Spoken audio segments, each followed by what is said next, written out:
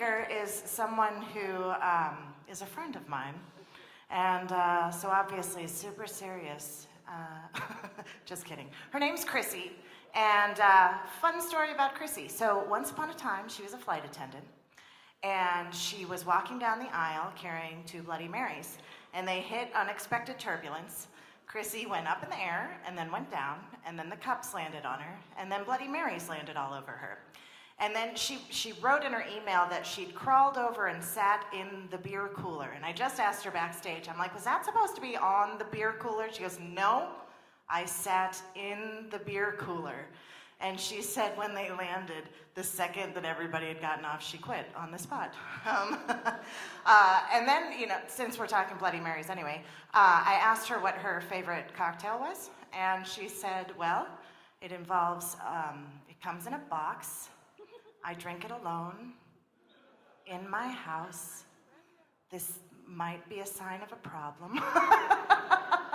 Who's a fan of boxed wine? Because I am. Thank you. So is Chrissie. So please give her some love as she comes out here to talk to you.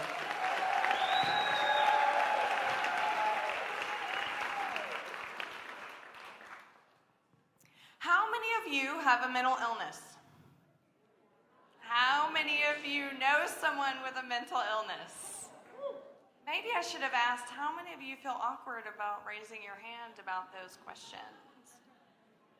Why? Because there's so many really terrifying myths surrounding mental illness. We think about lobotomies, we think about insane asylums, we think about One Flew Over the Cuckoo's Nest, and we think about Jack Nicholson. But would you think about an 8-year-old? I was in 3rd grade when I was diagnosed with my mental illness, and I went from a normal, everyday kid playing Atari and riding bikes to all-consumed mental illness. And for the next 12 years, I lived in complete silence out of shame and fear and embarrassment about what was going on in my head. And when I was 20, I attempted suicide, and I was put in a psychiatric unit and diagnosed with Obsessive Compulsive Disorder.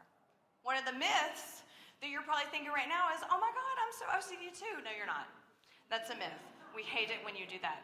You're not so OCD, you're all in or you're all out, and if you're all in, you're not bragging. The second myth is that everybody who has OCD is organized and clean. I'm not. I never match my socks, my car is always dirty, my house is always dirty, I don't even care. There are many types of OCD, and the type that I have is called pure O, intrusive thoughts. This is when all the compulsions are mental, and so that's why I hid it for so long. And the obsessions are violent and sexual and blasphemous, and they're really scary. And it sounds scary to you, but imagine having a picture of your parents naked or having sex for years in your mind and you can't get rid of it. That's what it's like. I was able to get therapy, and I lived successfully with a mental illness, which is the next myth about mental illness. People think that you can't live a normal life or be successful with a mental illness. They think about straitjackets, they think about being homeless, they think about restraints. But the truth is, you should think about the people in your life. You think about your neighbors, you think about your friends, you think about your coworkers, you think about your family. 1 in 4 people have a mental illness, and you're probably thinking to yourself, well, why don't I know that? Where are these people? They're all around you, but too afraid to tell you.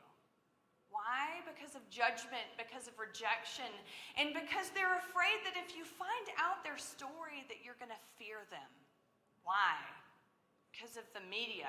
The media, okay, come on, y'all. You see the murder mysteries, and it's always like the schizophrenic snaps and murders everybody, and the borderline is all psycho and kills everybody. This is so untrue. Mass shootings happen, and the first thing that happens is that someone who has a mental illness, this is false. I want you to hear me, it's false. Let me tell you the facts about mental illness. Less than 3% of people who have a mental illness have violent tendencies or will be violent. People who have symptoms of mental illness, they cannot at all deal with anything, what is going on in their head. It's painful, it's tortuous, it's tormenting. The other facts are this: people with mental illness are more likely to have violence committed against them or self-harm versus harming someone else. What we need is to end the stigma about mental illness. What we need is to realize what the facts are when it comes to mental illness and violence and all of the other myths. What's important for us, the people who have mental illness, is that you understand our stories. Because when you don't know our stories and we can't tell you, we get shoved farther back in the mental illness closet. And we cannot move toward recovery. We need empathy. We need understanding. And we need people to understand what the truth is. And one more thing. When tragedies come up and people are blaming mental illness, one thing I want you to walk away with tonight and remember is this. People don't need a good mental health system because there's a tragedy. People need a good mental health system because people with mental illness deserve good mental health. My name is Chrissie Hodges. I have a mental illness. Now you know somebody who has a mental illness.